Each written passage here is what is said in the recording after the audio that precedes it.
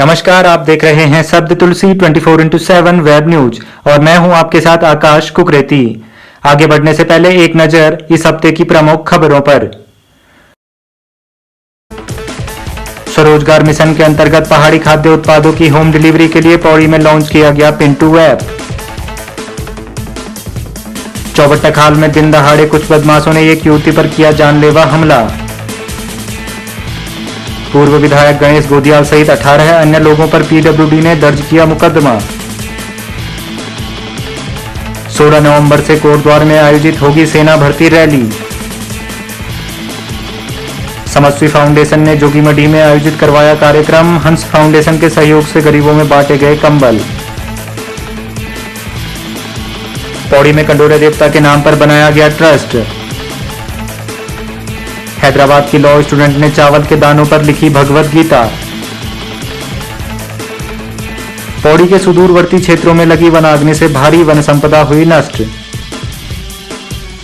वरिष्ठ पत्रकार रतनमणि डोभाल और अनिल चमोली ने तोता घाटी में तोता सिंह रामगढ़ की प्रतिमा लगाए जाने की मांग की। केदारनाथ में हुई सीजन की पहली बर्फबारी, श्रद्धालुओं ने जमकर उठाया लुत्फ। गायिका मैथिली ठाकुर ने गाया पहाड़ी संस्कृति से जुड़ा हुआ गीत। सोशल मीडिया पर दर्शकों का मिल रहा है प्यार। प्रदेश में धूमधाम से मनाया गया नवरात्रि पर्व। 9 दिनों तक भक्तों ने माता के अलग अलग रूपों की स्तुति की। 19 नवंबर को बंद होंगे भगवान श्री बद्रीनाथ के कपाट। उत्तर प्रदेश पुलिस की लापरवाही आई सामने। फरियादियों को दिए जा रहे हैं 9 अंकों वाले मोबाइल नंबर। स्वरोजगार मिशन के अंतर्गत उत्तराखंड के युवाओं ने पिंटू ऐप लॉन्च किया है, जिसके माध्यम से तिमिल, लिंगड़े का अचार, पहाड़ी नमक व शहद सीधे लोगों के घर तक पहुंचाया जाएगा। पौड़ी में गढ़ रत्न श्री नरेंद्र सिंह नेगी जी ने इस ऐप को लॉन्च किया।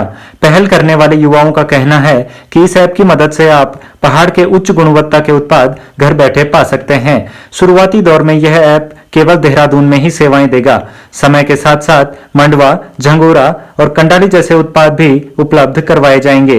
युवाओं का कहना है कि पिंटू ऐप का उद्देश्य पहाड़ के उद्यमियों को सीधे बाजार से जोड़ना है। इस ऐप की सहायता से पहाड़ों में भी रोजगार के अवसर बनेंगे। चौबट्टा खाल से एक दिल दहला देने वाली घटना सामने आई है, जहां दिन दहाड़े एक बदमाश ने युवती पर दुष्कर्म की भावना से जानलेवा हमला कर दिया। प्राप्त जानकारी के अनुसार युवती चौबट्टा खाल से नौगांव खाल जा रही थी। तभी रास्ते में बदमाश ने दुष्कर्म की भावना से उस पर जानलेवा हमला कर दिया। हमले में युवती के सिर पर गंभीर चोटें आई हैं। युवती के पिता ने बताया कि युवती चौबट्टा खाल राजकीय महाविद्यालय में प्रवेश प्रक्रिया पूरी करके घर लौट रही थी। आरोपी के विरुद्ध शिकायत दर्ज करवाई गई है।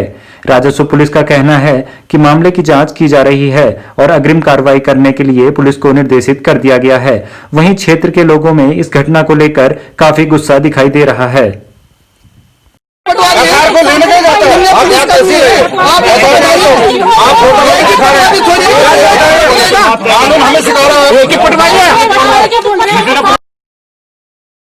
पीडब्ल्यूडी ने पूर्व विधायक गणेश गोदियाल सहित 18 अन्य लोगों पर मुकदमा दर्ज करवाया है।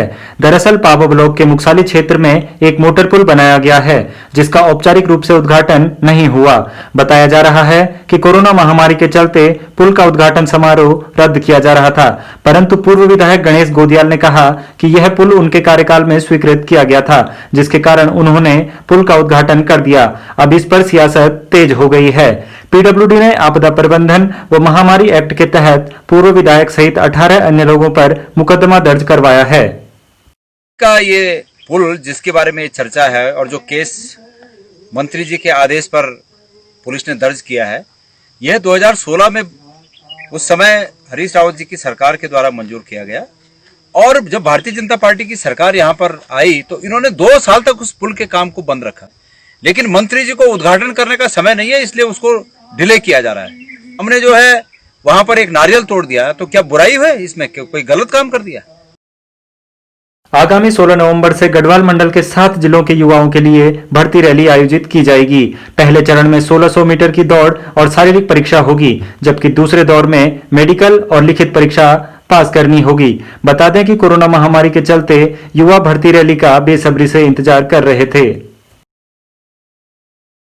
बीते बुधवार को जोगीमठी में समस्वी फाउंडेशन के द्वारा एक कार्यक्रम आयोजित करवाया गया। कार्यक्रम की अध्यक्षता श्री जगत सिंह नेगी जी ने की।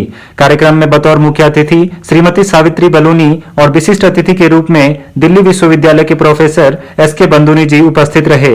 कार्यक्रम में ओएनजीसी के द्वारा बमराड़ी ग्राम सभा के लिए 104 स्ट्रीट लाइट का उद्घाटन किया गया। वहीं हंस फाउंडेशन के सहयोग से गरीबों में कंबल भी वितरित किए गए। डॉक्टर एसके बंदूनी ने बताया कि भविष्य में फाउंडेशन के द्वारा जल संरक्षण, फल पौधे, खेल कूद और निजी व्यवसायों को लेकर भी कार्यक्रम किए जाएंगे। ओएनजीसी वादा करी थी 3 लाख ग्राम सभा खुल गई, 50 सोलर लाइट आगे 4-5 महीना हमारे चौधरी मेल किला सेल किला देवोली नव खुल गई, 50 सोलर लाइट खुली। सावित्री जी थे वादा का अर्जन जरूर दिया। पिछले वर्ष दिसंबर माह में कंडोले देवता के नाम पर एक ट्रस्ट बनाया गया था, जिसका उद्देश्य माता पिता विहीन मेधावी बेटियों को छात्रवृत्ति या शैक्षिक सहायता प्रदान करना है। ट्रस्ट की स्थापना एडवोकेट कालिका प्रसाद काला ने सभी अधिवक्ताओं के सहयोग से की थी। इस वर्ष बीते शनिवार को महानवमी के अवसर पर पहली छात्रवृत्ति वितरित की गई। 19 नवंबर को भगवान बद्रीनाथ के कपाट बंद कर दिए जाएंगे। विजयदशमी के पावन पर्व पर विधि विधान एवं पंचांग गणना के बाद 19 नवंबर का दिन तय किया गया।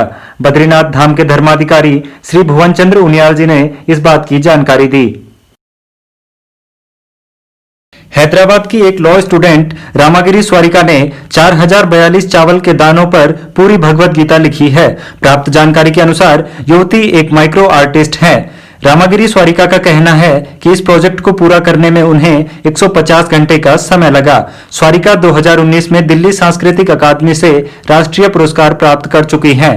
अब तक 2000 से अधिक सूक्ष्म कलाओं पर काम कर चुकी स्वारिका को 2017 में अंतर्राष्ट्रीय ऑर्डर बुक ऑफ रिकॉर्ड से भी सम्मानित किया जा चुका है।